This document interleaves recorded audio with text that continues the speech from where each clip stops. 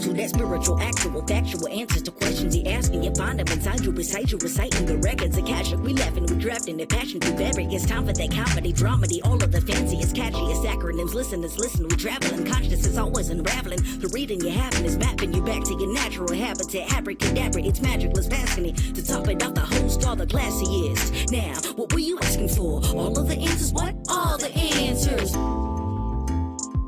Well, hello. Hello.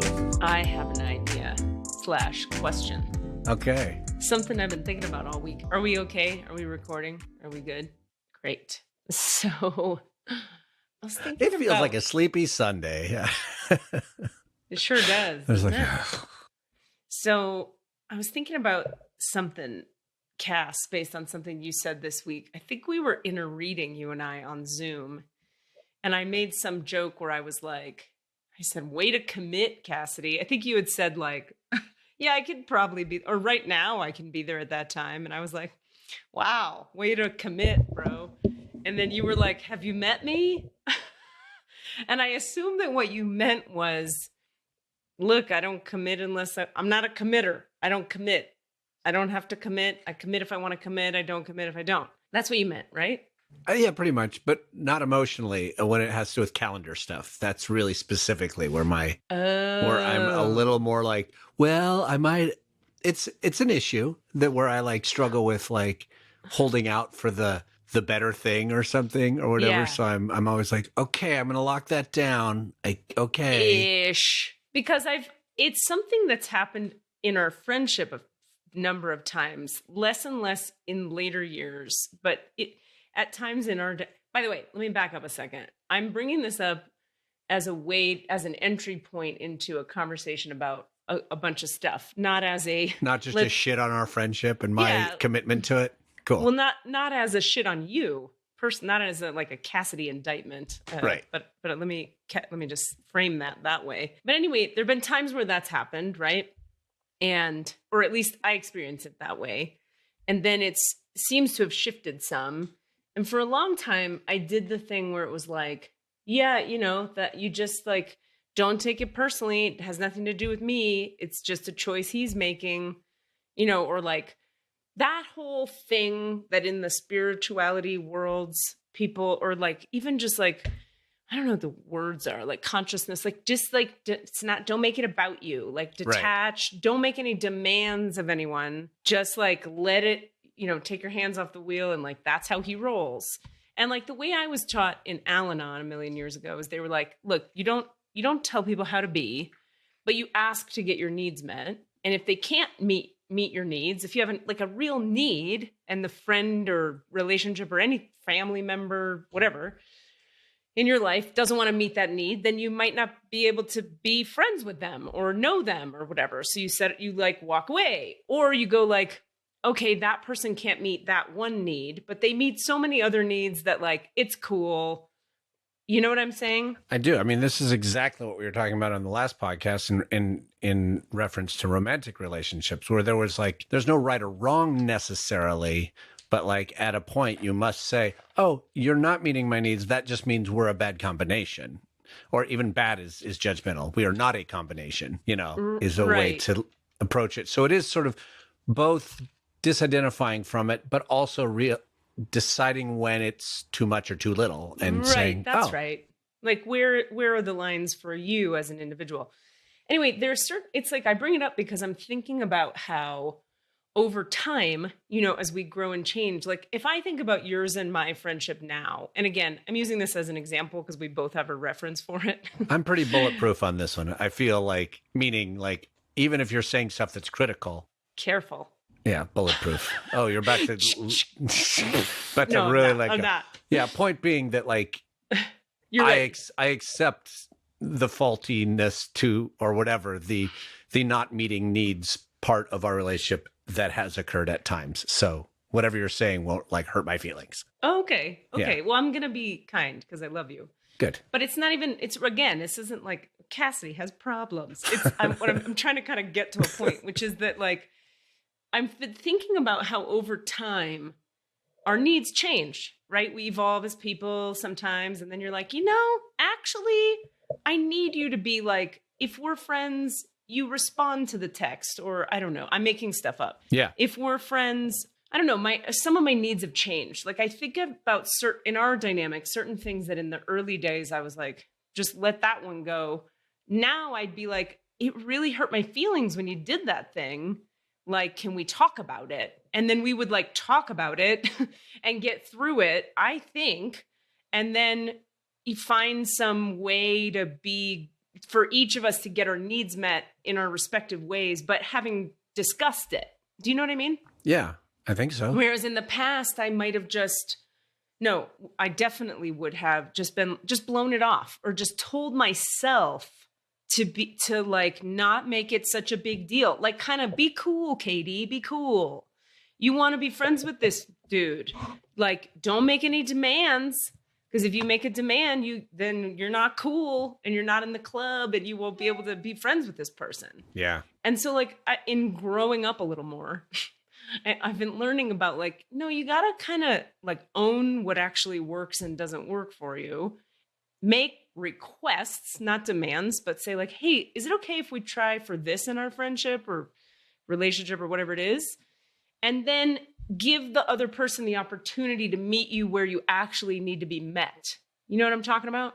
I absolutely do. And I have a feeling like I imagine this is probably true for most of us. Like I perceive my reality as being one in which those requests are often brought to me by you or by another friend or by another person who is very important to me. And I almost always am like, oh, yes, I accept that and I work with it. And I rarely return the request to it, or even if it doesn't have to be reciprocal right in the moment, but I rarely ever make any demands. And that's on me. Like that's the thing I need to work on. Like I think we all need to work on that, being able to go, hi, this is something that is important. And how do you place it without the sort of weight of you fucked up? I know how, and this is what I wanted to talk about. Yay! Well, so the part of why this is up, I think, is like I've had a couple interactions in recent weeks with a couple different friends where I've had to employ this tool, and it's been really on my mind as such a like useful thing for people to hear about. You know, if we're audience, podcast, etc. And also because I just want to talk about it. I think it's a good topic. You know, what I was taught is that when you have a thing like that, it's like the most efficient way to come at it is to come at it from, here's my vulnerability. Here's how I felt in the most vulnerable part of my heart. And here's what I think I need around that. And then follow that by a question. Does that feel like something you could do? So it would sound something like when you said, I'm going to make a thing up. When you didn't write me back after I texted you, I felt actually really rejected, which is my stuff about rejection. And but it also felt really bad. I wonder, would you be willing to text me back if I text you? Does that work for you? And then you have to be open to the other person saying like, well, actually, I don't want to feel obligated to text you back. Or you have to be open to whatever their response is going to be to the request you make. Yeah. But if you don't make the request, you're denying your own emotional truth and desires. And when we deny our emotional truth and desires, eventually that breeds resentment. Yeah. Like eventually I'm going to resent you for not meeting my needs that I never told you I had. Yeah. And I'll take that one step further. And that is that if you, like what I will do is I will presuppose your response to my request, run out the process, and then decide it's not worth it. Right. Uh-huh. Which is also denying your agency in that conversation. Right. So like if you don't bring that request to me, Katie, you're also cutting me out of it, which isn't fair. So it's both direct. Like it's not fair to you, and it's also not fair to me. So it's like, yeah, it's actually really a gracious act for everybody to engage. That's it. And I had a therapist once who framed it like you give the other person an opportunity to either be an adult or become an adult by making a request and asking them if they can, because they can either like show up or they can't. And then you get to be an adult and choose, does that work for me or not? Right. And it's rather than I think we're all so culturally so afraid to, I don't know, I shouldn't say all, but a lot of us sensitive folks are afraid to make requests because we understand that on the other side of the request, it's almost like there's an inherent, hey, something you're not doing is not working for me. Like, or something you're doing is not working. And so it can land like a criticism, even if you're just making a request and framing it as, I have a need. Can you meet that need? Right. And we can go too far also with our own framing of it, of being like, this is all my bullshit.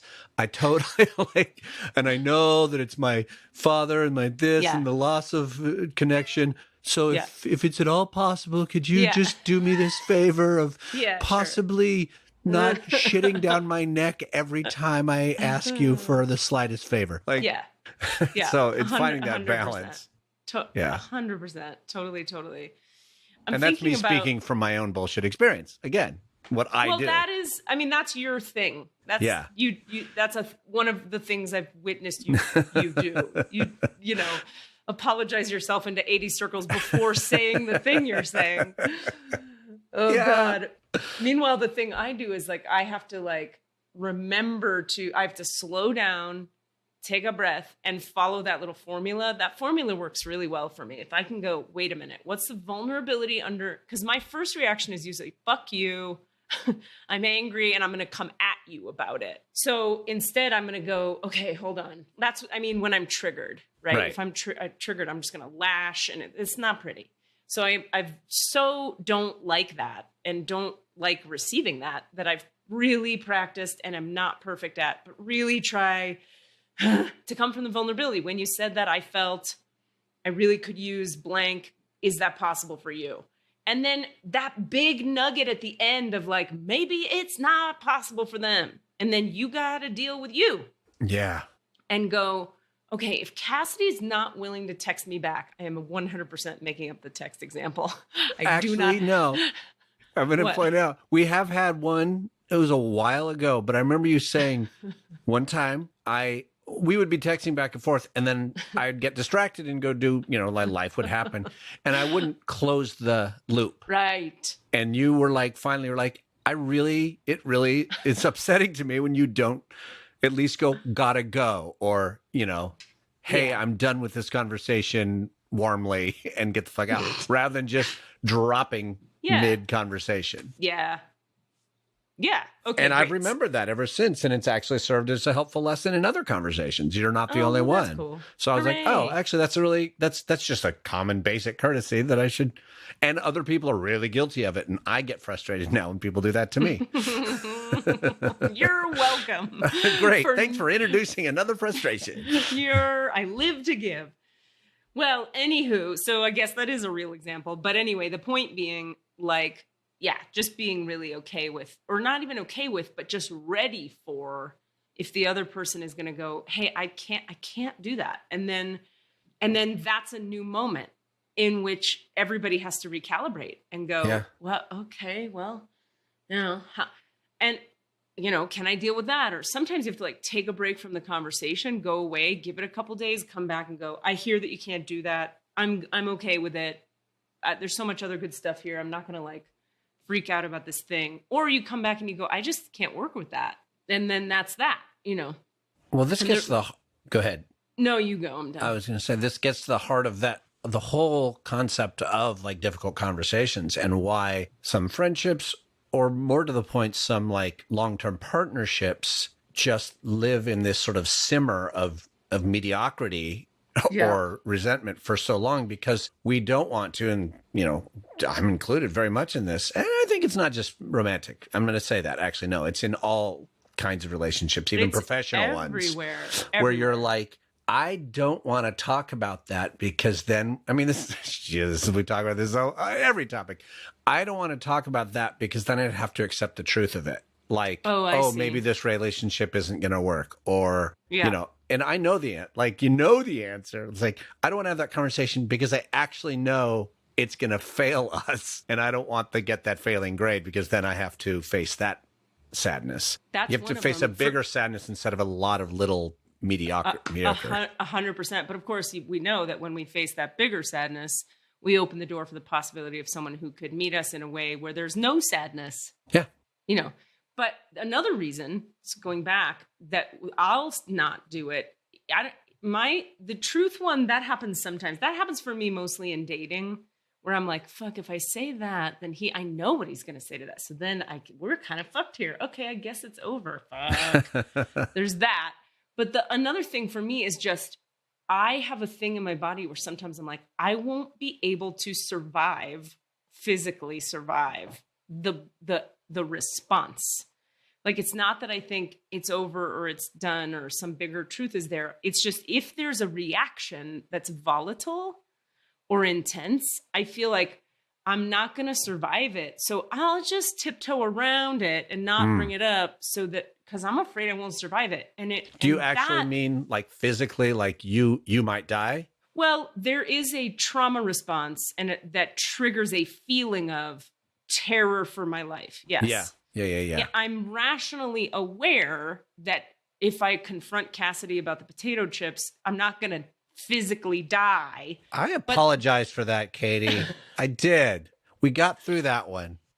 But I do. But even though rationally I know that, there is a thing going on in my body a lot of times that feels like so scared of the potential reaction that it feels like life-threatening. It's like because really, from what I know about like nervous system and neuroscience and how the emotions and the brain and the nervous system work together, like, they say fight or flight, adrenaline and fight or flight, your body doesn't actually know the difference. Terror and excitement, often your body doesn't know the difference. You have to kind of talk yourself through, like when you're backstage about to do a show, you're like, I'm gonna die. Or you can go like, oh wait, this is exciting. I'm excited. And you can reframe it and send that energy to somewhere useful and apply it and blah, blah, blah, like we know from acting.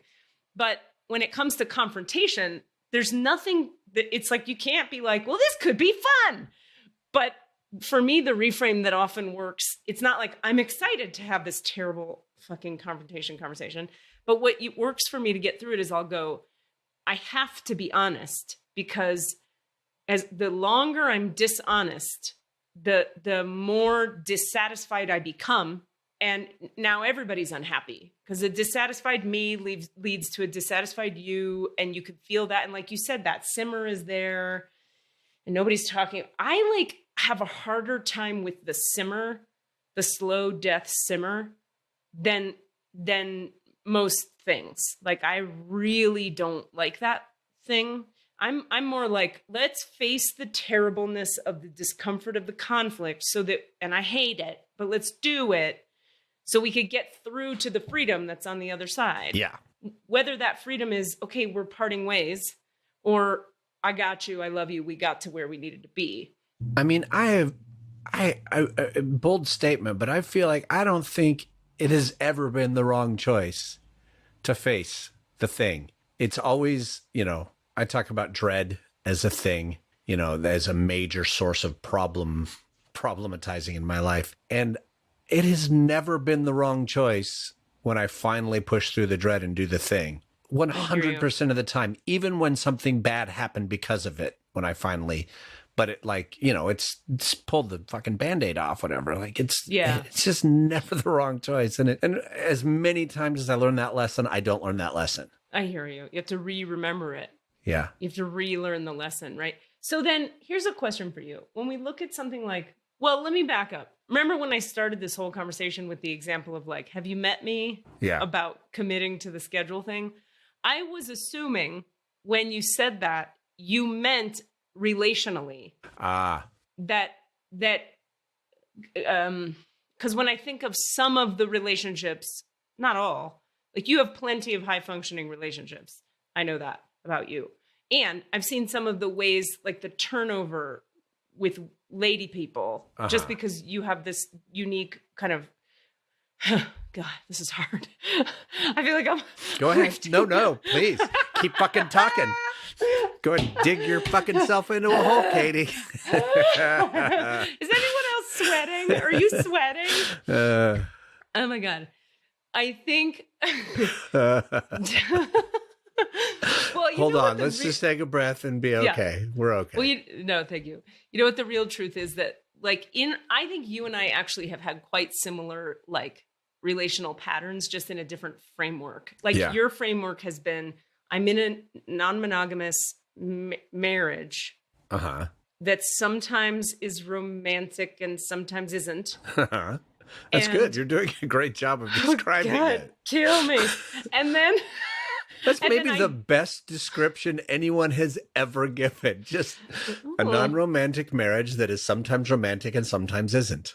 Non-monogamous marriage. What did I say? Non-romantic? I meant to say non-monogamous. Yeah. So then when I'm witnessing the other relationships that are happening, there's sort of inherently a built-in, this isn't that serious because I'm married to a person, and it's either not that serious for you or it can't be that serious for them. Right. Because they're like, if they're a lady who wants a man person for good, they know you're not really that I'm one. not the version that they are looking for. Right. Yeah. So it can, but then you broke the mold though of what I witnessed with your, like, I don't know if we call it a pattern or what I was witnessing in general as a general way of functioning that you had with your long-term person, who we won't say anybody's name here, that you were with for a while, like a year or two, while also being married. And I saw that relationship. You know who I'm talking about? I do. And shockingly, it was less than a year. Are you kidding? It was just super intense. Yeah. Okay. So that person, we'll call her Francine. So Francine, when you were with Francine. You always choose people who are linked to me some other way. Francine is my godmother. You've given my aunt's name, my cousin's name, and now my godmother's name. So this is weird. You have an uncanny ability to link me romantically with the name of someone that I have no desire to be romantically linked to. But go on. So what we're saying here is that subconsciously, I think you are into incest. Yep. Great. Yep. That is actually uncanny, isn't it? It is. You pick one every time. I'm like, nope, I can link that to a mother figure in my life. I can link that to an aunt figure in my life. Wow. I'm uncomfortable. Okay, great. So, Francine. When you were dating your godmother,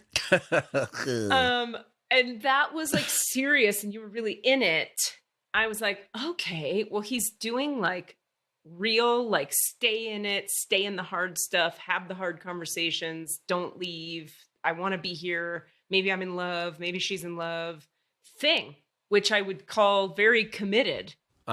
So I guess my question to you is, this is rolling around in my mind, honestly, because of what you said about graduating from therapy. Ah, yes. If you can imagine that that's going to be connected in a second. I can't wait till you bring it all together. It's all going to tie up in a nice little bow. So when I think about that relationship, I'm like, oh, yeah, there he went being committed and doing the intimacy thing and da-da-da. Since then, am I correct to say that there hasn't been someone that, I don't know, committed, intimate, long-term? Oh, for sure. There has not been someone with that level of existence in my life. Like close, intimate. Yes, absolutely. Yeah, okay. There has not been. So here's the question all of this is fucking getting to. I was thinking about when you said, have you met me? And I was thinking about when you said, I graduated from therapy. And I'm thinking, sometimes I notice, okay, I really want to think about what I'm saying here, because partially I don't actually know. I'm figuring it out as I say it. I've thought about those things you said. Then I thought about my own time in all this and healing schools and the therapies and all this shit, right? I shouldn't say shit, all the work on the self. And I realized that underneath a lot of my own drive to do all that was this really deep feeling of like, I am all fucked up. There is something wrong with me. And there's something wrong with me drove a lot of that work. Interestingly, what I'm coming around to now lately is that there was a lot that needed tending.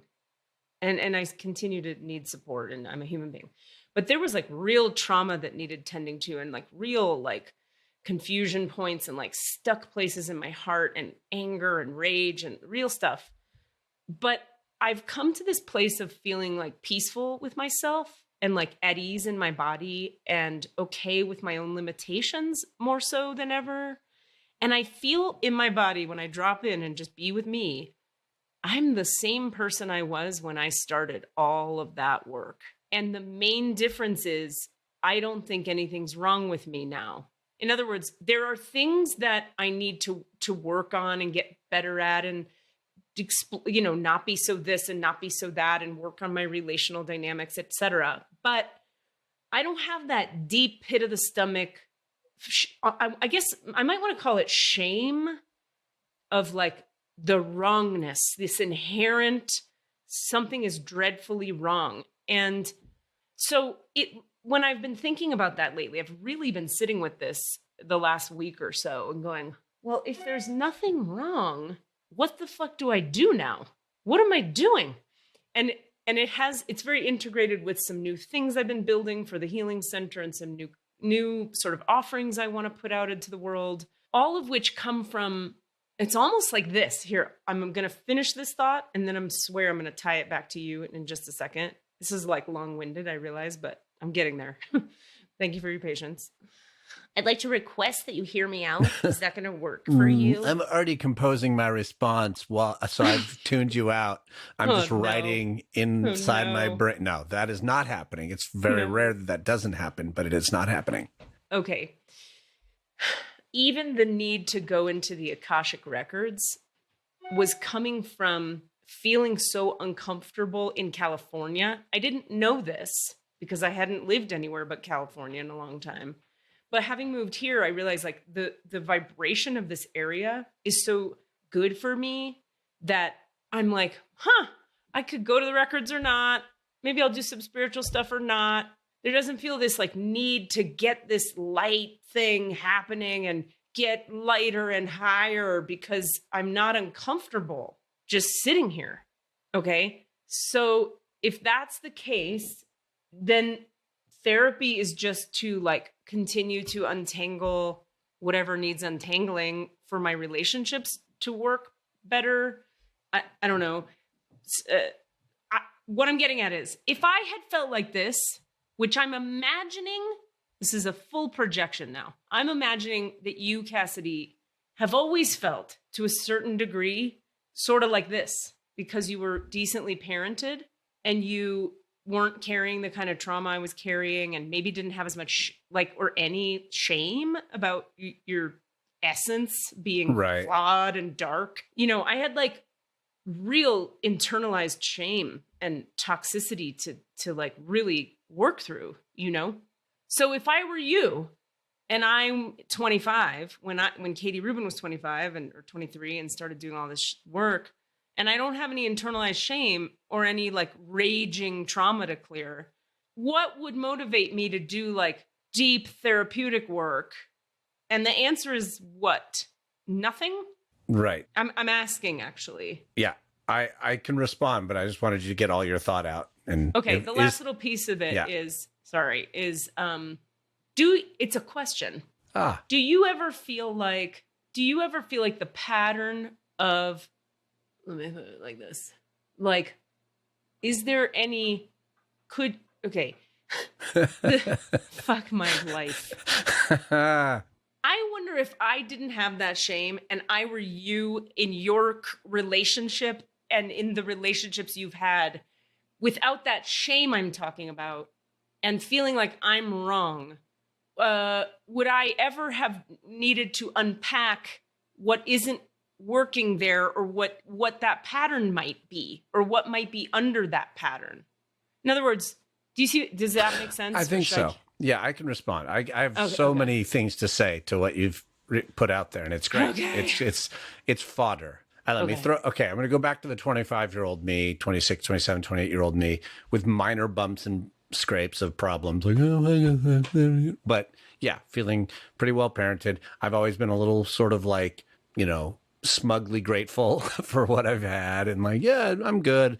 I always joked about the joke. Then I think I gave myself this thing. And then I would joke that other people called me that, which is bullshit, which was like the human Prozac. Like, oh, Cass is just even keel and he's fine. And, you know, it doesn't have super highs, but he definitely doesn't have super lows as a result of that. And partially that comes from being pretty good.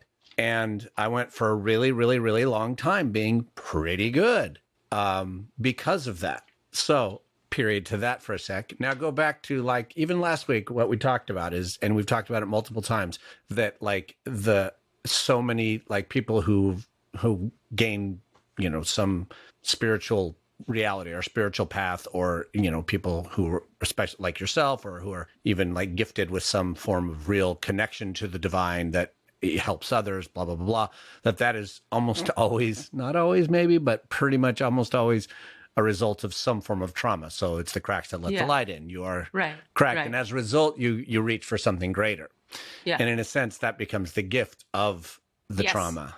Yes. So the flip side of that coin being my doing pretty good has kept me pretty muted throughout much of my life and disconnected from my feelings because they weren't that strong. So they didn't make their self known. And so I was not motivated to go deeper, go stronger, go better.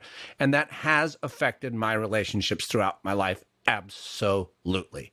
That has been problematic, but it wasn't obviously problematic because I wasn't getting in fights with these people, or I wasn't, you know, being abusive, or I wasn't freaking out on them because of my trauma. But I was, you know, I would say like my first great love, we probably split up because she just was like bored, frankly. Like you're so wonderfully fine. Oh no. I don't think she ever said that. And I can't speak totally to what happened with that relationship, but like we were in it fully 100%. I thought we were getting married. And then she just was like, yeah, I'm done. And like, what does done mean? I just don't feel it, you know? So that has absolutely happened throughout my life. So, so the motivation then to finally go into therapy, within the last year and a half, like that is a very, it's within the last 3 years, I've had multiple sort of attempts. Yeah. Is because, you know, the first time it was because Francine kind of was like, you know, was really into all sorts of therapy modalities of all kinds. Yeah. And was like, look, I'm always working on myself. You need to too. So I kind of did it out of that sort of Cassidy does what people tell him to do thing, which isn't the best motivation to go into therapy, but it was something. And then that therapy model failed because I found an idiot for a therapist finally, and that person needed to go away. And so then I let that ball drop. So when I finally kind of came back to it, it was finally from a place of being aware that I actually do have lots of sadness and missing out on my own feelings, and as a result, the sort of passion of connection with other people, and that there was, and you know, I think is absolutely affecting my life in a very telling way. It's just not obvious because it doesn't scream. I understand. Yeah. Okay. Thank you for that. That's what I've been trying to put I'm like, and you and I have talked, I know we've talked about this. Yeah. I wanted to share like another example of it. I have another friend. Can you believe that? You have more than one friend, Katie? I don't think you have room in your heart for that. It's a black piece of coal. So, you know. Oh, but it's the womb of no thing. So you're fine. That's fair. Black womb of no thing. Good point. So this other friend of mine and I were talking quite recently about some Al-Anon principles and about boundaries with the family. Mm-hmm. Like it's the holidays and people feel all this obligation to be with their family, even when they don't want to be, or I have to be a good son, daughter. I have to all this obligation stuff. And we were talking at length about our respective pasts and our childhoods. And I've seen this before, but I was reminded of it because this friend, we'll call her, I'm just going to be careful, Jacqueline. Doesn't matter because it's not linked romantically with me. And of course you pick a name that I have no connection to. So, because it's not about me. So, so Jacqueline and I were talking, and she was explaining to me that she's given me a lot of story and a lot of context about her childhood. And she had this, I learned about her childhood in the following order. She told me sort of like, as we were becoming friends, I learned the story of like her mother's death and drug and alcohol addiction and addiction all through the family and a house burning down and like a lot of trauma in the family. We've been friends a while now. And just recently I learned that, and I didn't know this before, that before all that, there was this glowing, warm, wonderful childhood she experienced where there was this like idyllic mom and dad and they were together and it was before the problems and the problems came later, la, la, la. And we were talking about her challenge of, you know, not feeling codependently like she has to be a perfect daughter at the holidays and that whole thing. And I realized in talking with her, because my parenthood situation was so unfulfilling when I was young. It's a very politic way of putting it. It was unfulfilling. Unfulfilling. Let's just say. Didn't really meet my needs. Like, for example, by the time I was 15, what I wanted for my birthday was to go to Boston. I lived in Miami, Florida. I wanted to go to Boston by myself for a week, and they let me. I went to fucking Union Square in Boston and stayed in a hotel with nobody and like wandered the streets of Boston by myself, like knowing nothing about life, having like daddy's cash in my pocket. Like all kinds of bad shit could have happened. That's what I wanted, and they didn't give a fuck, so I went.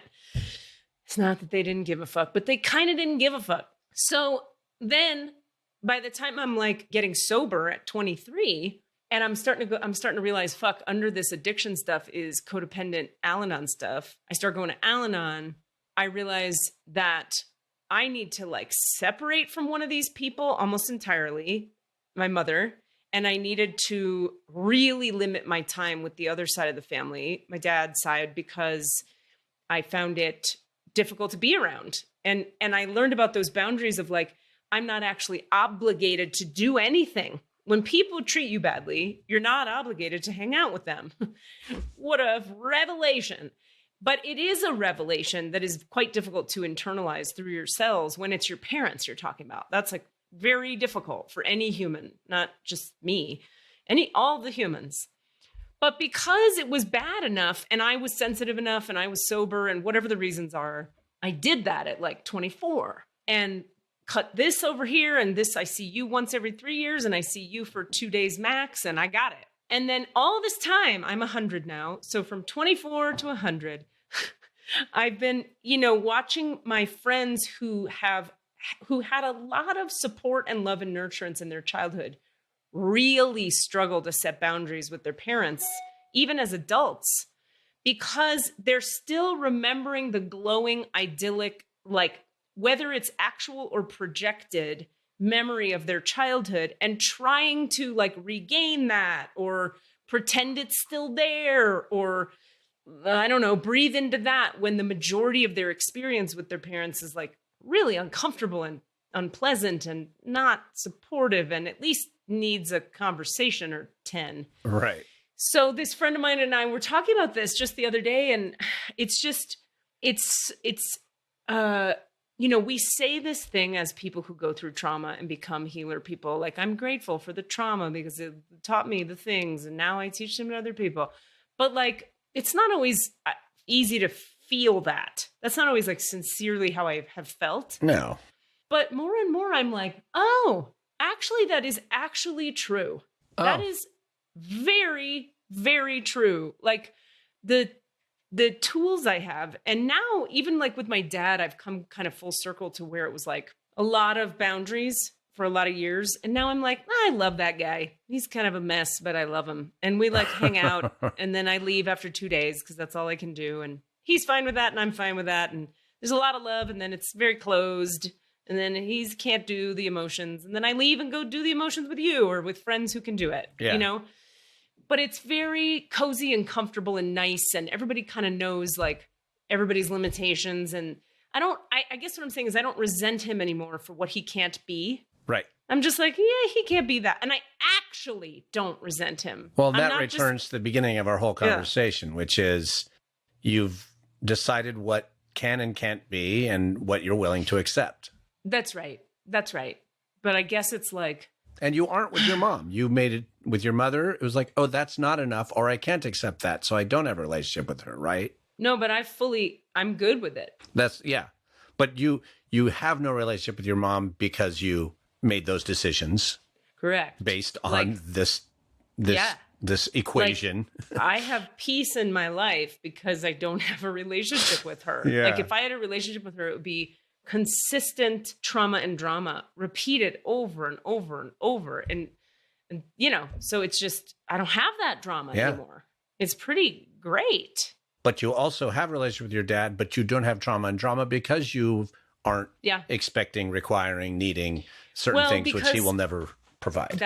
It's okay. Now this comes back to the original thing we were talking about, which is like, there's no way to spend time as a human being with your parent figure in physical proximity and not want them to give you some love. Right. So it is real that when I'm there with him, I can only do a day and a half, 2 days, because it starts to be so sad and painful for me that he can't do what I want a dad to do. Yeah. That that's why I leave. I go, okay, well, I'm going to go now because I'm going to tend to my heart because you can't.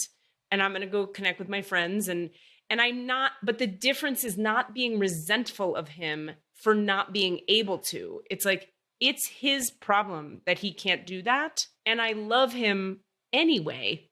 And it is sad when he can't do any dad love stuff and he's so cut off. It's painful, which is why the trip has to be short. Right. I don't torture myself with 2 weeks there thinking that thing that so many people think, and people say this all the time to me in sessions and stuff. They think they have to spend a bunch of time with the family member that makes them feel really sad all the time because they should be over it, or they should just let it go. They shouldn't be so upset by the dad not being able to love. To which I say, the compassionate way to hold that for yourself is, no, it is upsetting for anyone when a dad can't love their child. That is upsetting.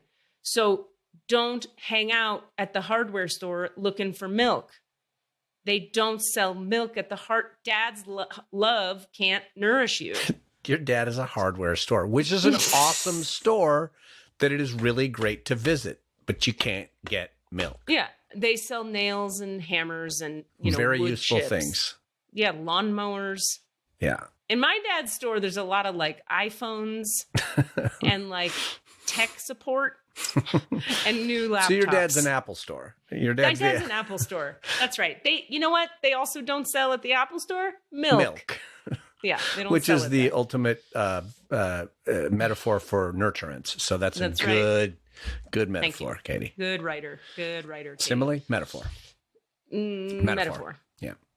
So anyway, all of that is to say, that was a journey for me too, to get to like, oh, wait, I don't have to also, because I'm all spiritually evolved and I've done all this work, I don't have to now be made of stone such that when I'm in the presence of someone whose heart is closed, who's supposed to be a parent figure, that it doesn't hurt at all. Like that's also crazy because it just would for anyone. And that's like years of therapy getting me to that idea. Yeah. And now I finally believe that. Right.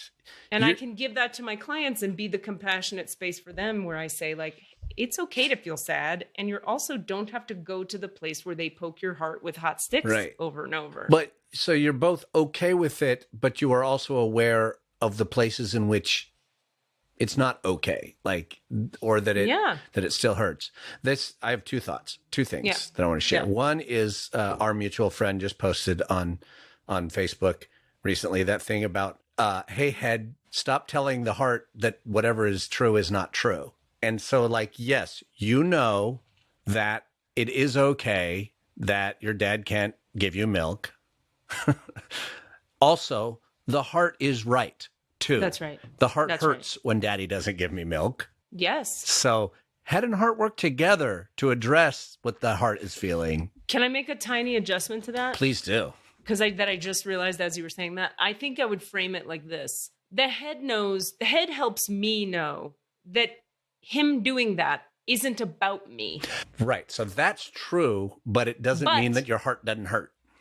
But even though it isn't about me in origin, it affects me in present time. There it is. There it is. Heart. So originally, not about me, not personal. Therefore, I don't have to resent him. And in the present, ow, that he can't open. And sometimes it's not even ow. Sometimes it's like, it's all right. We're just having linguine and he's closed. That's fine. But after 3 days, you want to like have a heart-to-heart with your fucking dad and he can't. And then you go, okay, that hurts. I wanted to like connect with you, but you won't. And so, ow. And so, all right. And so let me go call someone who can connect with me from the heart. And that's okay too. So it's all okay in the realm of the mind. But the heart has its experience of what it desires and what it needs, and must be acknowledged, and must be. Yeah. And that right there goes to the origin of my therapy, which is like learning to know my heart, because my head is really, really good at languaging and care of other people and, the right words and shaping. It's really good at that. But it don't know the damn heart. The heart is has hidden from me for a really long time, and is not as much anymore, which is the graduation from therapy part. Like, I think the difference being now, I am much more in my heart. I'm still struggling with it. I'm still, I find the muting happening. But going back to your original thing of thinking there's something wrong with me, I've gone through that for sure. Of what's wrong with me is that I'm human Prozac. What's wrong with me is that I don't feel. What's wrong with me is that I haven't, and that I've judged myself very harshly for that, and thought I was actually a robot or whatever. I've jokingly called myself a sociopath as a 3, and that's ha ha ha. But also, hey, whoa, the fuck. So finding the ways to accept the ways in which I am beautiful and wonderful and true, and I am an awesome person, and or it's irrelevant. I don't have to be awesome or shitty. It doesn't matter. I just am. I am, and I can continue to work on opening up to greater possibilities within myself, but taking that out of the realm of a shaking finger at myself. That's right. And that's a big one. It's a big one. They used to talk, they said in 12-step, like, you made a mistake, but you are not a mistake. Right. That whole thing. That shame is the one that says, I am fucked. I am a mistake. Owning your stuff is where you go, I made a mistake. But I'm still like whole and good in and of myself. And I'm not a big fat walking mistake. Yeah. Right? Yeah. And it can be so easy to spiral into, for me, like, I made a mistake, into, fuck, God, why am I so la la la la la la, Yeah. When really it's like, all you can really do is own the mistake, make the amends, commit to doing better in the future, and do your best to do better in the future. Right. That's the best you could do. As long as you're trying to do your best, everything else would be like shaming yourself. Oh, no, Katie froze. Oh, you froze for a sec, but you're back. Sorry. Okay. Anyway, I was just saying anything else other than that would be to just be shaming yourself. Yeah, that's unnecessary. Woof.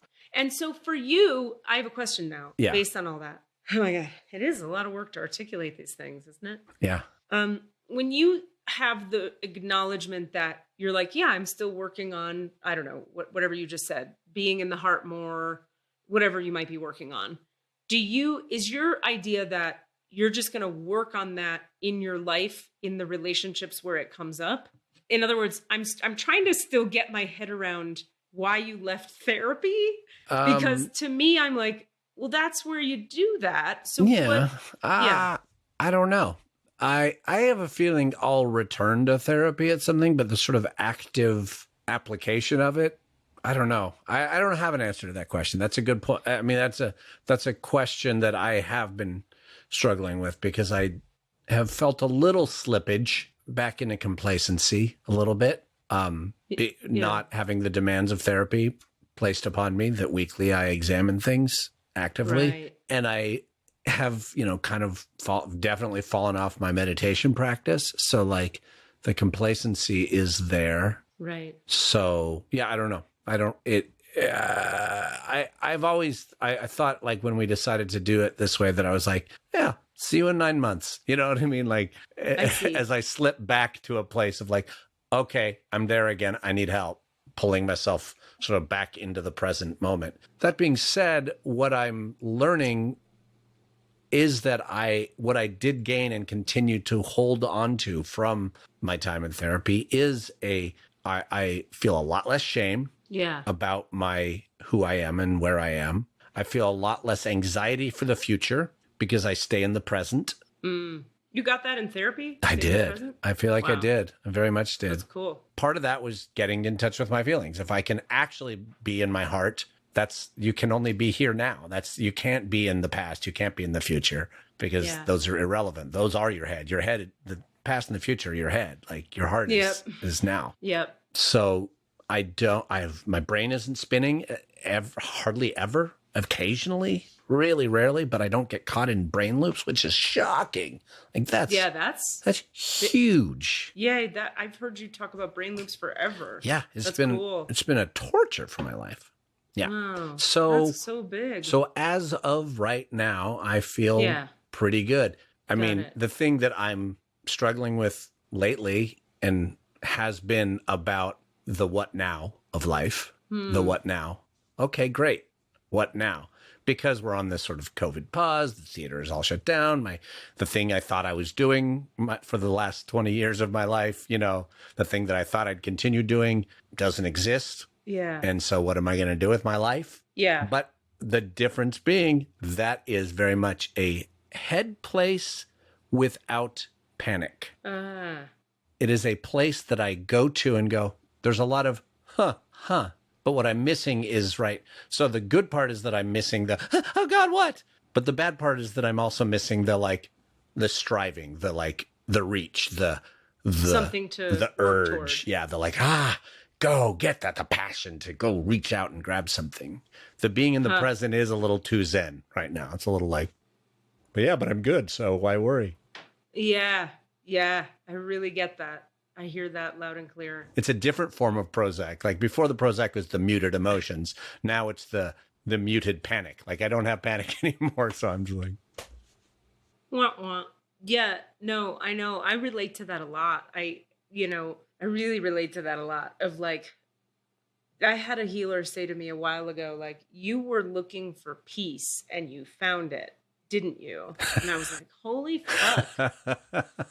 I hadn't framed it that way, but I was looking to heal everything that was overtly painful or challenging in my body. And I like all the obvious things that were I can feel that, I can see that, I can feel that. And then there was an arrival at this kind of peace place. And then ever since then, I've been a little wow, peace is maybe a little boring. Exactly. Like this you know whole, what I mean? The Ascended Master's really bored. It's interesting. When you lose the need to achieve or do or grab or reach or strive, there's a little bit of well, fuck. What's the purpose to it all? Yeah, what's the purpose to any of it? Well, okay. So then I've been thinking about this a lot, actually. I'm glad we're talking about this because I think it's about when we create things now to strive for, where that creation is coming from inside of us. Yeah. So it's there does need to be, for people like us who are creative and who are generative and who are easily bored and who are dynamic and intelligent, there have to be challenges ahead. There have to be things to create. Otherwise, really, it's a kind of emptiness that isn't zen. It's shitty. Right.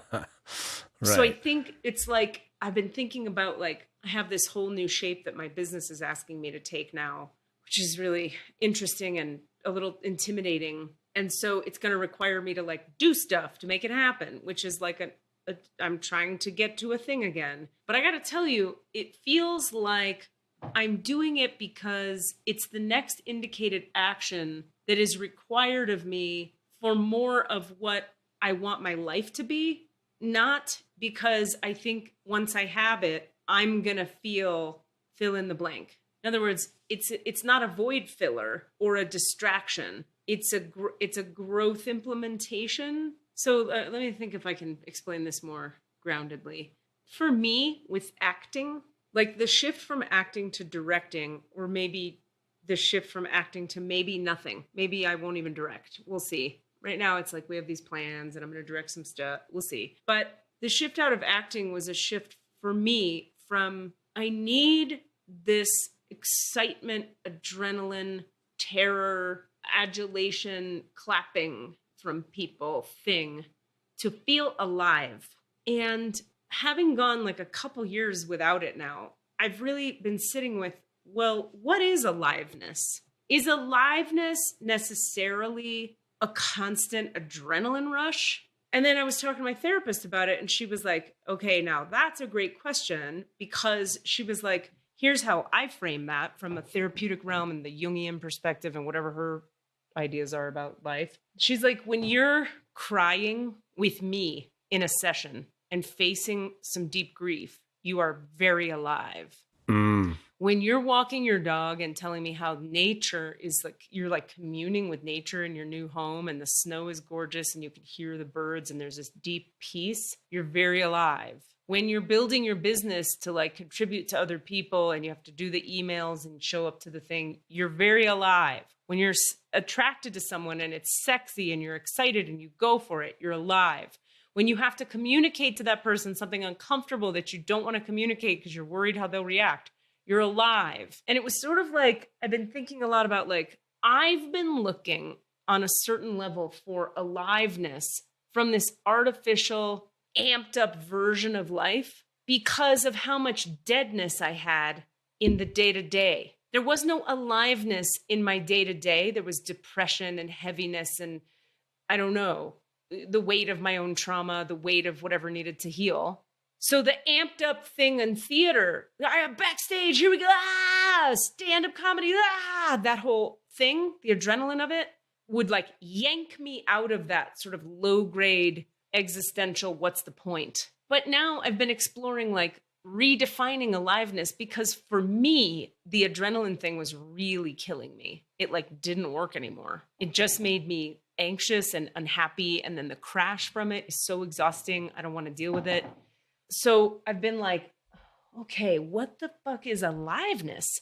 And then the next layer of it came with having to give up espresso. Because you know how much I fucking worship espresso. Oh, no. Yeah. You know that cough I've had for 3 months? I don't know if you remember this, but I've been coughing since I moved to Manchester. Was it GERD? No, was it acid reflux from the coffee? Oh, I was thinking of GERD. Right. No, GERD is acid reflux. Well, I didn't feel any of that heat feeling with acid reflux, but all I can tell you is I haven't had espresso and I'm now coughing. Yeah. I mean, this is my amateur MD though. I've had where I had a cough and thought it was systemic or a cold. And finally they were like, no, that's acid reflux. You don't necessarily feel the burn, but what's happening is your esophagus is being triggered by the acid reflux to literally close on you. And it feels like you're having a asthma attack or some form of, or it's causing a cough. Wow. Well, whatever it is, my body was not liking espresso. So I stopped drinking espresso and now my body is not coughing. Now let's talk about next level asking of the question, what is aliveness without espresso? So I went. There is no life without espresso, Katie. So I went from full-time professional adrenaline junkie, actor. Yeah. That's what it was for me, to fully detoxing off of that. And then, but that's okay because I still have espresso. That makes life like bright and shiny and off we go. Pow, pow, pow, pow, pow. And then pow, that shit's gone. And I'm going, now here's the weirdest part. I'm not left with depression. I'm left with so much peace. I'm uncomfortable with it. I'm like, hey, I'm actually just good. Oh God. And I'm just, I relate look around my so house. hard to that, just that phrase, not the coffee part, but the like, there's the question, how you doing? You know, COVID, everybody's fine. And I've had the answer be, I'm okay. And it's weird to say, and it feels strange to say, I'm at peace. And does that feel strange for you because it's uncomfortable in the face of other people's lack of peace? Somewhat, but I think it is also the thing you're talking about a little bit. Okay. Of feeling, So, like, yes. I'm good. It's so odd to me to be like, okay, I'll put it like this. I was talking to the dude I've been dating back, like our second date or something. I was explaining some of this to him about my experience of peace and not peace and how peace was the thing I arrived at and da-da-da. And he was kind of nodding and I was like, it doesn't seem like you're getting what I'm saying. Is that what's happening right now? And he was like, actually, no, what it is that I hear you. I just don't share that experience because even through all of my traumas in my life, I've had a lot of time of peace. So I didn't like have no peace, have no peace, have no peace, peace. So then it's like a jarring adjustment. He's like, I've had a lot of the like shock ups and of downs. calm. Yes. So anyway, that was really useful framing for me to hear because I was like, right. This is my journey is, I mean, really addiction to adrenaline, addiction to chaos, addiction to speed it up, make it faster, make it more intense, get it done, go, go, go. And so I'm really in this really deep place of, I'm going to just not alter this state of being. I'm going to allow myself to feel whole, nourished, and peaceful, enjoy nature, move slowly, have a business that brings me income and peace. And I'm just going to deal with that and like find new understandings in my cells of what aliveness is. Because I just don't want aliveness to just be adrenaline. You know what I mean? Yeah. I want aliveness to exist in this moment right here where we're talking and with my doggy on my bed later and with a nice cup of tea. Like aliveness shouldn't have to be dependent upon are my adrenals being blown out the back of my fucking neck. No. Which actually brings me to a nice point I want to make next about this or question I want to pose to you, Cass. But is your sound okay? I think so. Am I good? Okay. Yeah. Let's list some things from our respective experiences, your life, my life, that Desmond's going to write them down for us. There's been held up a notebook and pen. Here we go. That feel alivening. In the current life. Yes. Great. And what I want to do is look at is adrenaline, like where is the line between adrenaline junkiedom and joy? Like joy, does joy necessarily have adrenaline in it? No, but doesn't it have oxytocin in it, which is the sort of right. Oxytocin is like analogous to adrenaline, but it's not the same as adrenaline. You know, adrenaline is like a rush, whereas oxytocin is also a rush, but it's a warm rush from what I gather. I don't know my science very well, but it's a general thing. Like adrenaline can cause oxytocin, but it's not required. Okay. I don't know. So who cares? You don't fucking know. But like, okay, so that brings you to like sex and love. Yeah. Are alivening. They bring aliveness. Absolutely. Like I know for me, a new person, the possibilities. Right. I'm so excited. Your heart opens. You feel excited. Yeah. So that excitement, as we all know, in relationships changes. You could say dies. Yep. They talk about NRE. New relationship energy. It's a very common term. Exactly. So then after NRE fades and now you're in like settled, comfortable love, which still I'm like terrified of that idea. I'm like, that's because I'm afraid of that. What we've been talking about this whole time, the like stasis. That it turns to a low simmer. Low simmer. Fuck low simmer. Because why? Because you're addicted to adrenaline. Correct. And crisis and reaction. Correct. So, okay. So NRE, new relationship energy, but couldn't we put that in the category since it fades of temporary, kind of like adrenaline? Yeah. In that it fades. Okay. So that's one kind of aliveness. No, but it's sorry, an aliveness that fades. I just want to say something, going back to something I talked about earlier about this relationship, the early big love that left me because she was bored. And I've always placed that on me. And I should, to a certain extent, like that I was boring, right? Okay. And I need to be more present to my feelings so that I can be more present to my partner. Okay. But also, maybe was an adrenaline junkie. You know what I mean? So like, Right. it's that, it's not, That's right. it's getting out of the right or wrong of it. That's all. Sorry. Thank you. I mean, I think you just healed a tiny piece of my past for me right now, just by I really this understand discussion. what you're saying. Yeah. No, I get it. That makes total sense. Like that maybe the reframe for you there is, well, maybe she was looking for something that's a little unrealistic. She was looking Right. for like pow, pow, pow, pow. Oh, every because she minute. went from me to a complete shithead, frankly. And then Yeah. that burned out. And now she's with an awesome, wonderful, beautiful man. But still. And Like- it could be she wasn't ready for she wasn't ready Yeah. for peace. And she was still in a very striving place in her life. And I was not as striven.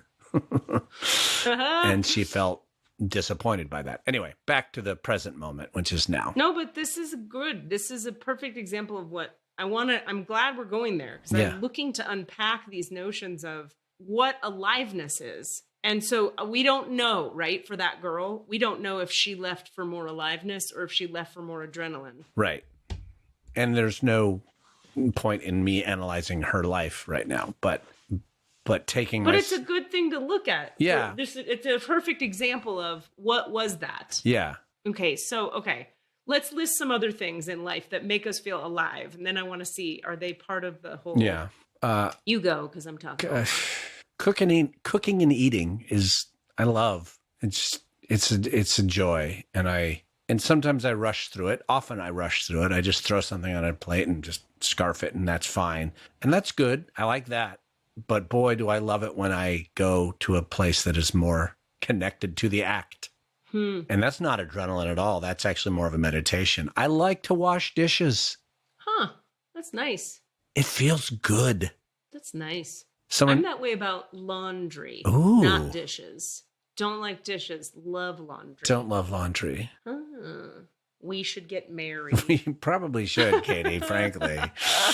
We'll have a sexless, loveless friendship marriage. No, wait, loveless? Why is it loveless? I'm Jesus. just kidding. I thought I'm just thought kidding. you loved me, Katie. I do love you a whole lot. Yeah, good. Okay, whole other lot. things that make you feel alive in the present now. Okay, here's one. Getting in the hot tub when it's real cold outside. Ah, so sensory. That's a sensory experience, just to get analytical about it. Yeah. Like it's a sensual experience. Like it actually. And it is pretty, like, you could say it's pretty extreme still. It's like I'm talking about it's 20 degrees out and I'm getting into 104. Yeah. So that's, there I go again with, you could argue that that's a real like pow kind of situation. Well, let's take the judgment away from the concept of a little bit of adrenaline, that adrenaline isn't in and of itself the problem. Okay, now you do one. Things that make me feel alive. I've got another couple of them. I hate to say it, but like this fucking podcast, these conversations. Yes. Why do you hate to say that? I don't hate to say it. I take that back. You can cut that out, Desmond. I don't hate to say it at all. I love it. And it is also, honestly, if I didn't have also these conversations, I might have to go back to therapy. Like, and not that this is a replacement, but it's one of the pieces that keeps me engaged with the soul. That's awesome. It forces, forces my hand a little bit in saying, hi, engage. Okay, now you just hit on something. You might have just answered this whole question for me because, all right, so the other day I was kind of looking at the healing classes I offer and going, why am I feeling a little empty about this? I used to just feel so excited, so grateful, love doing the high vibe work. And I've been lately going like, something is feeling dissatisfying. Why? And then I realized, I think in therapy or related to therapy, or I don't know why, I think it was because of that. But I realized that I'm needing to go deeper into the body. In other words, I'm needing like emotions and concepts and psychology to integrate with the spirit work for the satisfaction to happen in my body. Because some level of integration has been happening for me out here in Memphis with this land and all that, where I'm like, it's no longer satisfying enough to just go up to the high vibe things and bring high vibe light through. And I need to be having conversations with people I'm working with that are pretty fucking deep, which I think speaks to a kind of soul level satisfaction that feels pretty fucking alive, but not in an adrenaline junkie way, in a kind of mature, deeper way, which speaks to this sort of Richard Rohr concept. He talks about the friar Richard Rohr. He talks about second half of life. He says there's two parts of life. First half of life is you're young and you're excited and you're trying for stuff and you're building, and it's all about excitement and like stimulation and try stuff and get there and all that. He goes, and then in the second half of life, people drop into a place where they need fulfillment and they're looking to do their soul's work, because the spinny excitement of, you know, get the house, make the money, be the CEO loses there's no soul in it, unless there is for you. But oftentimes people find like, oh, I feel that's what a midlife crisis is for a lot of people, is that they're like, but I'm empty. So now what? Anyway, so that was a really good example, the podcast, because I feel like what we do here, it's hitting the soul level in that we're really like integrating the emotions with the spirit and the mind and the psychology. And we're really touching all the levels of consciousness. So it's like a deep experience, or a deeper experience maybe, and therefore more fulfilling. Yeah. Well, I think I said a couple of weeks ago how like I have a hard time getting turned on by anybody if there's not some form of abuse, like with a whip. Yes. And or like some kind of curiosity and inquiry. And I would say that if someone is operating purely on the high vibe light level, that's not actually happening for me. It's not, you know, their light is shining and it's beautiful, but I'm like, yeah, but I want to get in there and dig around. And if we can't get in there and dig around, I need something more than that. And so like it sounds a little bit like what you're kind of struggling with a little bit with your clients, where it's like, yeah, it's nice to be swim in the ocean of the golden light. Yeah. But I also want to like fucking chop it up. And also it's like, I want to know, how does this actually work in your real life? And how are you applying it to your actual problems in a way where things are actually different and better as a result of this work? Right. And I realized, so I changed one of my classes currently, which was great. They're all doing like some homework, some journaling between the class on certain topics, which then they bring to class a readiness to explore those topics through dialogue. And then we're going to bring light to it. But yeah, anyway, so I made that shift and it felt really good. And then I've been looking at like the future of the business, and I'm like, okay, well, I have to get in there and talk about principles now. I can't just like transmit and channel. I have to teach people about spiritual principles. What does that even mean? I have to teach people about what is the soul versus what is the body versus what is the ego. What do those concepts mean? Like you said, getting into it on the sort of 3D relational earth level. There's like, it's not satisfying anymore without that. This makes me think, going back to that post that our friend posted, I don't know, I'm not saying their name, but that's like, hey, head, stop telling the heart it's wrong. But also, hey, heart, the head has something to offer. Like, yeah, that not just like it's a useful tool. Like, it's holistic. We have to be holistic in our life. We also can't just be all heart light, because all heart light is it's a little vague. It can be a little squishy, you know? It's also like, after a while, you're like, well, we have nothing to talk about because we're both just heart light all day. Right. I've just transcended my body and I'm floating in the ether. Great. Yeah. So I don't need to be in the 3D world anymore if that's all. And I certainly don't need to relate to, I don't need a relationship with you, because I got the divine. I'm good. Yeah. There's something like not satisfying anymore about that. For me, it was very satisfying for a long time. I think too, because my life was so intense in the sort of 3D level with theater. It was such an intense life for my nervous system that like having the rest of my life be super high vibe was a really good balance for me. But now I feel more imbalanced. So I'm going, that's a total reorganization of my system now. If I feel imbalanced, like balanced, I don't need to go that high and I don't need to go that stimulated. Stimulatory. Okay, another thing that brings aliveness to this point, I truly get really excited when I have errands to run. No joke. I love errands. I like being like, I got to go to the dry cleaner and then the grocery store, and we're going to take Squeeze to the dog park. I got stuff to do. Here we go. Oh yeah, trust. That makes me alive. I absolutely. What does make me feel alive? This is not that, but I just want to acknowledge the difference between myself, my underemployed self a year ago, and my underemployed self now. Huh. Underemployed self a year ago happened to have a day where I have very little to do, watch a bunch of TV, feel shitty at the end of the day, feel gross. Yeah. Guess what? Underemployed me now, one day, watch a bunch of TV, feel fine. Huh. I am okay with that choice because you know what? I enjoyed the shows I watched. And I'm grateful that I got to, how okay is that? Like, that is weirdly huge for me to feel okay about not being productive. I 100% get that. There's no difference between the productivity of that day a year ago and that day today. I was not productive, quote, both days. But on one, I felt bad about it. On another, I'm like, I'm good. Yeah, man. I hear that loud and clear. There's always balance. Too much of that, and I'm going to probably start feeling shitty. Yeah. But, it's that's a weird side benefit of the therapy, honestly. That is a huge weird side benefit of the therapy, was getting shame out of my body for productivity. That feels like a real 3 thing, don't you think? Yeah. Oh, fuck yeah. I just said, absolutely. Like I'd thought about that. And like, no, that's 100% a 3 thing. Yeah. No, you nailed it.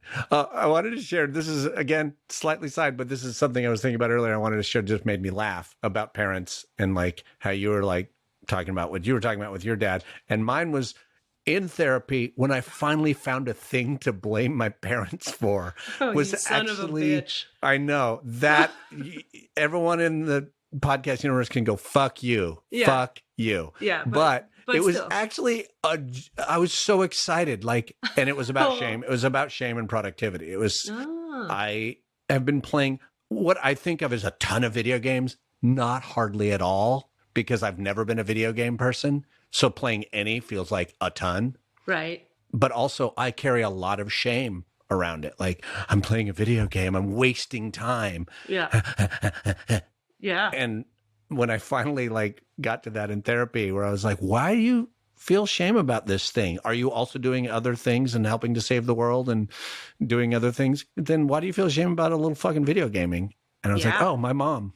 It's my mom. There's my mom talking. That bitch who listens to this podcast. And I've already told her this, so it's okay. It's not like, No, yeah. And my parents are awesome. I was able to share that with them without fear. Wow. Kind of the giddiness of like, hey, I got to get mad at you in therapy. Wow. I wasn't so much mad as at least like going, oh yeah, that is a thing they laid into me, and I have carried all these years deeply. That's good for you. Boom. Yeah. Boom. Anyway, so in some way, something that gives me life. Playing this stupid ass, wonderful, beautiful pirate video game with 4 of my best friends. Fuck yeah.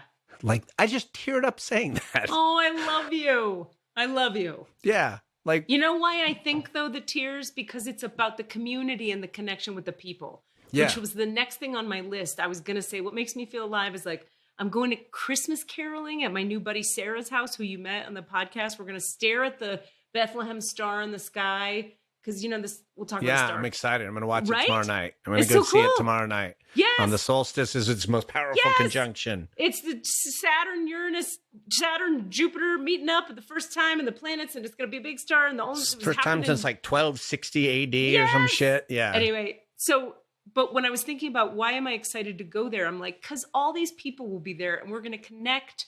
We're also going to be outside. So nature, aliveness, connection with people, aliveness. And that brings me to what you were just saying about the game. Because I'm like, I think the game is probably alivening, but also your peeps are there. Yeah. Right? Yeah. These are the people four of my like absolute core heart, deep friendship, that I have, had lots of struggles with over the years and on and off. But also that this game that we play is cooperative. So we get to play it together as opposed to against each other. Aw. So we're actually adventuring, and that's fun. Aw. But it's the friends doing that makes me happy. Yeah. Yeah. Sorry, I didn't mean to stop your No, that was it. tender moment. No, that was my tears. You made it. You called it. Okay. It hit me so strong when you said that I was like, yeah. People that we love.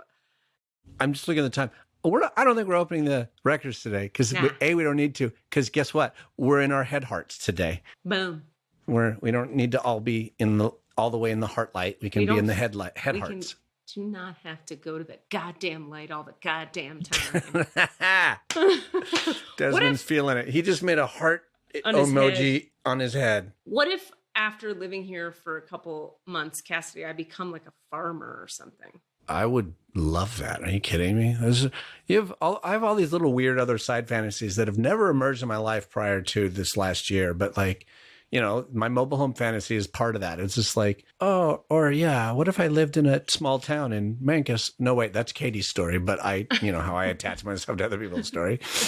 I will, I'd be a craftsman. I've always wanted to just work at Trader Joe's and live a life. Yeah. Right? Yeah. I'm kind of like, I don't know. Fuck. I don't know. I'm open. We'll see but what we happens. still have to do our writing project that we've discussed. We won't tell them what it is, but Okay. I would like to get on. I would like to start that. So let's try and figure out a way to have All a right. conference about that, or not. If you don't want to do it, fine. I'll do it by myself. I'll just go home and play with my own toys. I don't need you. I went cross-country skiing for the first time the other day. Oh, And that was very enlivening because it was difficult. And yeah. it's hard work. It's hard. You're like sliding, but walking, and then you fall down a bunch, and it's hard to get back up, and then it's beautiful, and then you're having fun, and then it's hard again. And that was really, because you're in nature and it feels so good to be out there, but it's hard work. Yeah. That's a whole other subject. The idea of difficulty is great Yeah. up to 70%. Yeah. I love it when something is hard and doable. I hate it when something is just a little too hard. Totally. It makes me rage and angry. But if I'm just at the edge of my ability, Yeah. or even just a little beyond oh God, that's the sweet spot. So cross-country skiing is a perfect example of that because it's fucking hard, but it's doable. But That's it's right. hard, but Even it's doable. and downhill skiing too. See, downhill's- it pushed me away because it was too hard. Really? It pushed for me. I could never get to the part where I was just enjoying it. So Okay, see, for me, I didn't stick with it. downhill was easier and more joy-filled than cross-country. Because cross-country, you're hustling. You're working hard. You got friction of the ground. Whereas downhill, you're like whoosh, whoosh, whoosh, whoosh. So there's speed and fun. See, and wind. downhill, you're like, shh. Poof. I don't think I ever had 3 whooshes in a row. I think I had a whoosh and a half. Come out for Christmas to my family. I We'll will take you break my body. Oh. You know what? I'll come out next winter. I'm still, out. Okay. locked in a COVID fear bubble. Speaking of which, what do you think of this idea? I was talking to someone, on Tinder I was, and we were talking about, he said, I'm not really afraid of COVID right now. I said did everybody mask up? He was talking about, he went to Austin, Texas, and it was Right. he's like, all the bars are open and people are going out. And I go, oh, wow, that makes me a little nervous. Did people mask up? And he was like, well, I'm not that worried right now because I had COVID. I got over it and I've got the antibodies. So I'm kind of living it up. Yeah, he's living in a slightly muddled medical place, but it's a slightly better muddled medical place than people who haven't had it.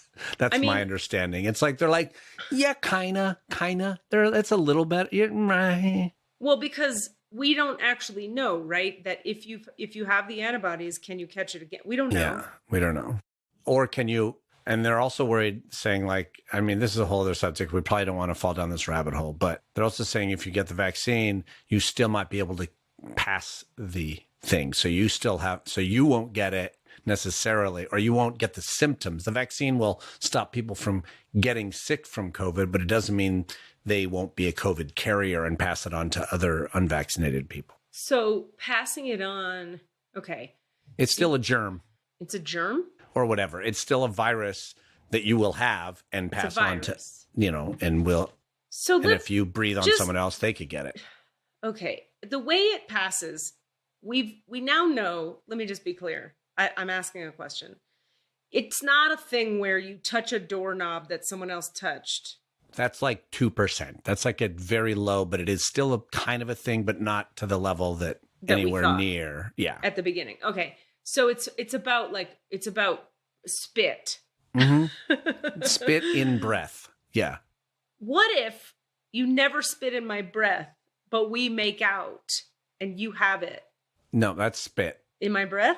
No, in your spit. I mean, it's spit. It's still saliva, but it's just that there is saliva in your breath. Okay. But making out for sure, absolutely. You're passing that shit in a heartbeat. So if this guy and I make out and he has had it and he has antibodies, can I get it? Not if he doesn't also actively have an active virus. Okay. So the virus comes into your body, gets going, you get sick. You generate antibodies, which basically heals you from it if you survive. Yeah. Then you're carrying around the antibodies. That way, if it comes in again, those antibodies, in theory, they're not sure yet, will stop you from getting sick again. But if he gets the virus reintroduced into his body, he might still be able to pass them on to someone else. Oh. So he could be a current carrier because he got it a second time. Right. Or because, he was exposed and then passed it on to someone else. That is I feel like I want to say everyone that just heard this needs to go now read 10 articles from 8 different medical journals before they take what I'm saying as truth. I hear you. Let me say it back real quick because I still don't think I got it, but I want to say it back to see if I got it. So he had COVID. He got through the symptoms. And by the way, a whole other story is that he was like, it was the mildest thing I've ever experienced. Sure. It was not a big deal because some people have that, right? Yeah. Okay, so he had it. He got through the symptoms. He's good now. He had a test and it was positive. And he was like, yes, you have COVID, lay down. So he laid down. He got better. And then now, theoretically, he's got some antibodies. Yeah. But even though he has those antibodies, he could have been exposed again and be a carrier now while he has antibodies and then pass it to me through his mouth and my vagina. I'm not sure about the other avenues. Orifices? But mouth to mouth for sure. Okay, mouth on my mouth. He could pass it to me even so if he... So just don't kiss him. Just have him go down on you. Let me finish. Okay, that's clear. Got it. Thank you for that. But so he can be a carrier even if he's got antibodies and he's had it before, and I could catch it from him as a carrier, even if he has no symptoms and he also has antibodies. Okay, based on everything I just said, what you said is true. All right. But you don't really know. Yeah, I'm feeling a little like I just WebMD'd the shit out of this conversation and should. Well, you man-facted it. I did man-fact it. I mean, it's extrapolated from things I have read and seen, but I hear you. It's hazy at best. My point, though, is that he is exhibiting the behavior that I feel like is the challenging one, which is I'm fine, so I'm not worried, which is very much the backwards reverse. It's it's not him that he should be worried about. It's everybody else. Not that they're infected, but that any contact increases the spread of the virus to everybody. So it's not about protecting yourself. It's about protecting everybody else. That's from it. From what you might be carrying. Right. Or also there's just sort of group behavior. Like if I'm participating in bar culture in Texas, I am part of the group that is spreading it. Regardless of if I'm spreading it, I don't want to take part in that. Because, if I frequent this bar, then I am also adding to the story of it getting spread.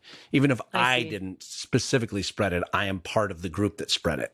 I see what you're saying. That's good. I like that. Oh my God. Like my household is fully locking down into ourselves, and we are all pretty good.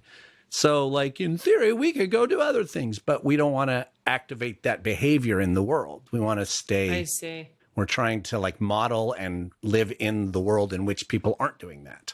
So the world where people are doing that, we're saying is things like I'm trying to see, am I engaging in that when I wear a mask and go to the grocery store and wear a mask and go to the dog park. No, not No. from what I understand. Not by my opinion. My opinion is you're outdoors in your mask. Those are the two safe activities that are, You Gotcha. take off a mask, you're in a conversation with a person, even at the dog park within 6 feet of each other. That's problematic. That's not a good idea. Right. Keep your mask on, stay a little distant. You're probably fine. You're outdoors.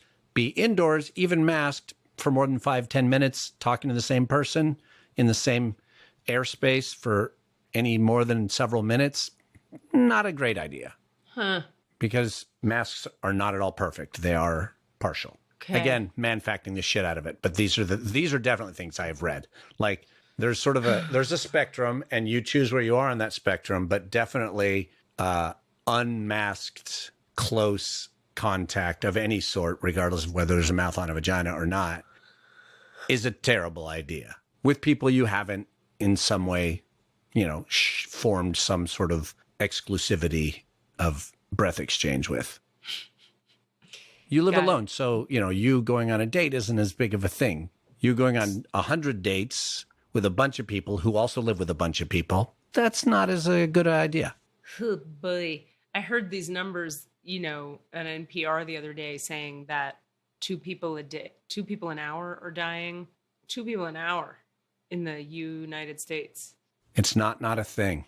And that's a lot more than it was before. And it's pretty intense. It has, in California was like the model of behavior and numbers for a long time. And even with all the things we did, but we relaxed into a certain type of, we're good because we're California, we've done it right. So we're going to relax in these other ways. And then that increased that sort of shitty behavior. And then people skyrocketed. Now, I'm not going to take us into this conversation, but I kind of want to. And I know we only have like 15 minutes left. This is a long one, but I like it. We're chit-chatting. We're getting into it. I like it. I kind of want to go into the vax, anti-vax. I'm not gonna. I don't want to. But I know we can't, right? But honestly, this is a triggering conversation for me that I actually do want to avoid. Okay. So listen, okay, we're not going to have that conversation, but instead of that conversation, I'm going to tell a story tangential to that conversation that's about me. I went to a theater that shall remain nameless in Berkeley, California, and I saw a play that shall remain nameless that was on the topic of vaccines. I'm assuming wrongly when I'm watching that play that I'm in a room of a bunch of opinions on this topic. I'm thinking some of us are super woo-woo, don't like vaccines, but but have intelligent considerations of it. Some of us are intelligent and very sciencey, and only 100% it's always vaccines no matter what.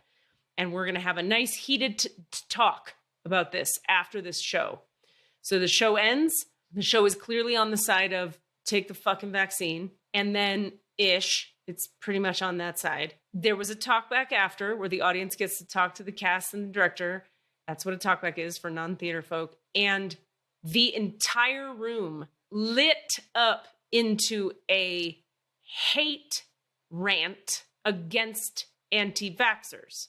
In other words, it was a 100% agreement in that room I was in, which 150 people maybe, that you're an insane person if you don't vaccinate and you're fucking everybody else's kids and you're going to kill all the kids and all the kids die because you don't vaccinate. Now, I felt like I was not allowed to exist in that room, and I did not get to participate in that conversation because I would have been like strung up.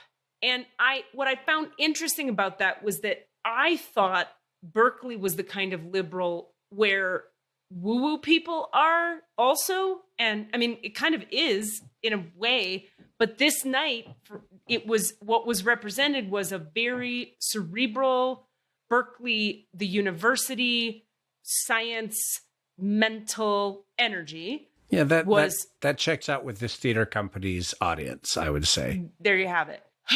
So all I wanted to say about that, and we're not going to get into it any further, was that it was interesting for me to be in a liberal town, arguably the most liberal town in the world, maybe, I mean, one of the fucking most liberal cities in the world, known for its counterculture, 70s, 60s, whatever. And there was a topic where you're not, which is a lefty, liberally kind of topic, where you're not allowed to have an opinion that's different from the majority. And that is the sort of provincial, too closed-minded version of the lefty thing that gets up my asshole a little bit. And where I go, y'all are being just as fucking rigid and closed as you're mad at the right-wing people for being about other shit. But it's okay for you because it's your opinion. That's okay to be closed. Well, I think now? that's the myth of objectivity in all of it, which is actually sort of an aspect, frankly, of like white supremacy is the myth of objectivity that we know. So that was the thing I wanted to bring up about that, was that I felt that night disappointed in Berkeley and disappointed in that population, to just feel like, wow, you guys, no one in this room, and I'm talking about everybody had their hand up. Fuck those. It was really intense. Okay. Total subject change, completely unrelated to any of that. What day is today? Sunday? So 2 days ago, Friday? I think it was Friday. Was that when we were going to tape? Friday? We were going to tape Saturday, and you said yesterday something had happened. So Friday, I think it was Friday. I can't remember. Anyway, must have been Friday. I can't remember. God. Anyway. It was Friday, I think. Okay, I'm in my car. I come to a stop sign. I go up a hill. There's snow everywhere. Snow and ice, snow and ice. Come up a hill to a stop sign. My car will not stop at the stop sign. I'm pumping the brakes. I'm pushing on the brakes. I'm turning the whip. I'm doing all the tricks. Car won't stop. Car goes through the stop sign. Thank God there were no other cars. And on the other side of the stop sign, there's a hill. Car slides down the hill. Me and the dog are in the car. Car sliding. Can't stop. Can't stop. Gaining speed. Can't stop. Put the emergency brake on. No stopping. I get to the bottom of the hill. I compose myself. I'm freaked out. I calm down. I'm able to turn the car around. I back up. I get some traction and some speed, and I figure I can get back up this hill to try to get back to the stop sign and make the turn I was originally trying to make. Halfway up the hill, my car stops going forward and slides backwards, and the brakes don't work. So I'm now sliding rapidly backwards and can't stop the fucking car. Oh, God. Finally, somehow, mid-hill, I like turn the wheel and cut into a part of the snow that was like denser. So it sort of stopped me, and turned the brakes on, the emergency brakes, and just got out of the car with my dog, freaked out. No phone reception. There's no fucking reception on that road. So I can't call anyone, and I can't move my car. So I'm like, all right, next step, we knock on a neighbor's house. We rely on the kindness of strangers. Go to the neighbor's house. I just like a random person I've never met. I'm only about 2.5 miles from my house at the time, but it's far enough away that like, I don't know those people. Knock on the door. They let me in. They're all heading to the woman whose house it is baby shower. So they're like in a flurry of like, get the dress on, get out the door. Where's the baby, the other baby, and the kids and the whatever.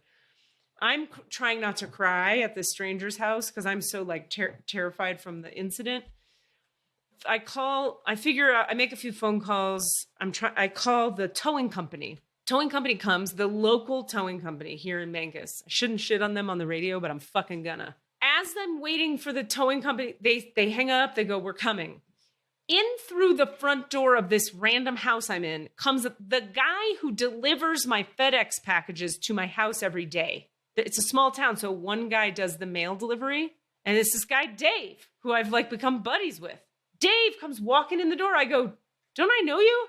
You deliver packages every day to my house. He goes, oh yeah, you're the one on and we're like high-fiving. So he goes, is that your car out there? I go, fuck yeah. He goes, I am going to move your car off the road so it's not in the road. He gets in my car. Remember, it's halfway up the hill at an angle. He gets in the car and I watch the car. He cannot control it and it starts to slide backwards again down this fucking hill. And now he's in the driver's seat going, I can't.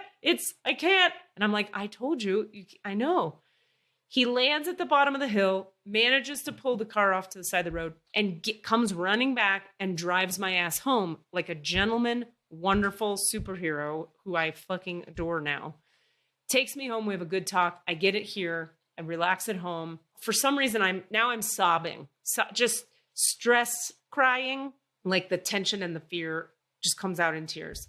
I get on the phone with AAA. I'm not going to bore you with all the details, but AAA passes me back and forth between departments. I'm not kidding, 15 times.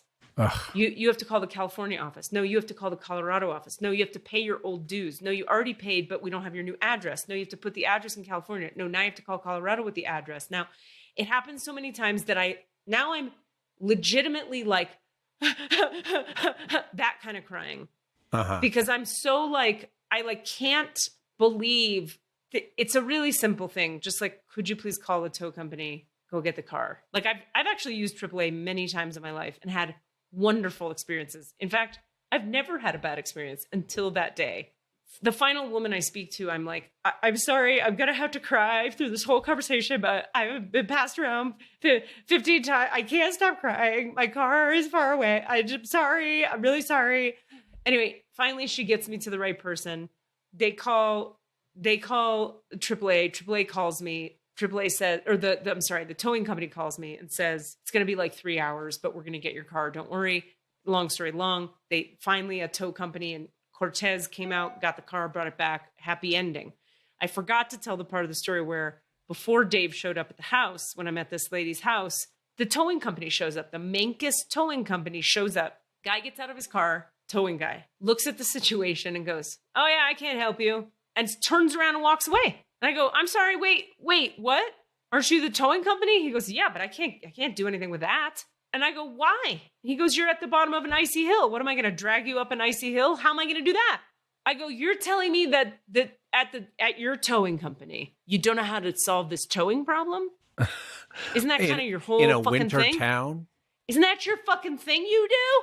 He goes, yeah, but I don't have the right truck for that, so I can't. Bye. Gets in his car and fucking leaves. Which was like another trigger for me for like, it was just a day full of like, you, Katie Rubin, are fully out of control. And death is kind of in the air. Like I could have really hurt myself. Right. So anyway, finally, when in the 3 hour period where like AAA was like, okay, we got you, people are coming, it's going to take a while. Somehow some old thing got really triggered for me. Like, and my psychic friend was on the phone with me going, this happened when you were 25. What happened when you were 25? I'm like, I don't know. I can't stop crying. I cried, Cassidy, 4.5 hours. Jesus. And by the end of it, the next day, the reason I couldn't do the podcast, I felt hungover, like fully wrung out from that cry. Yeah. And by the end of yesterday and today particularly, I have felt more peace in my body and more integrated wholeness than I think I've ever felt. And it was like, whatever that thing on my heart was that needed to release in the form of tears, that was so draining and so difficult in the moment, turned into like I'm so free of something heavy that was there. So in that case, the triggering was useful, painful, but useful. 100%. And that was why I wanted to tell the story on the podcast, is because sometimes we call it a healing crisis like that. You'll sometimes what'll happen is you'll do a healing session with someone and then they get real fucked up for like 3 days after the healing session. It's called the healing crisis. And it's because so many systems in the body are reorienting and falling apart and crashing and draining out and clearing that you can't function. You're just being rebuilt from the inside out. Yeah. I've seen it's happened with me many times and it's happened with my clients a bunch of times.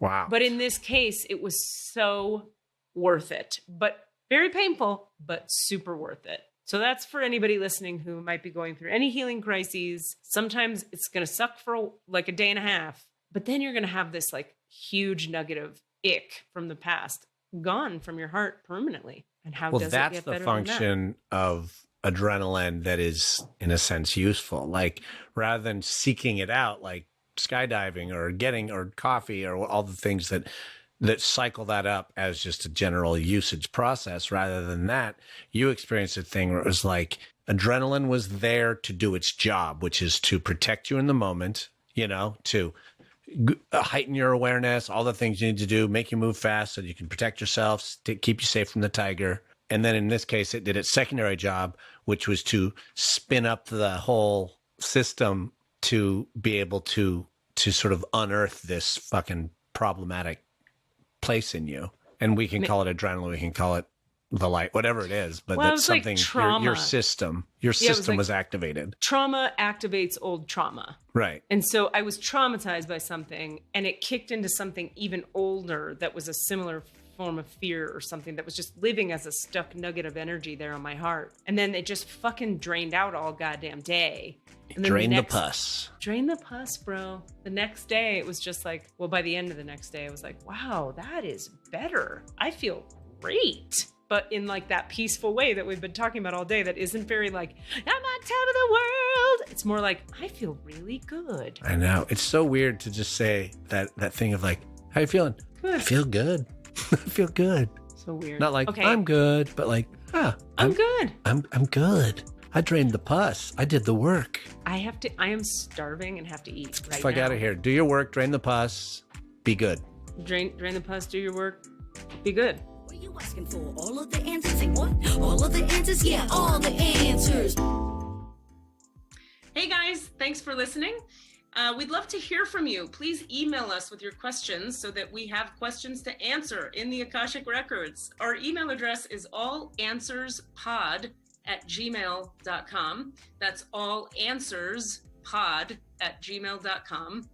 And if you'd like to find us on Facebook or Twitter, it's @allanswerspod, @allanswerspod. Thank you.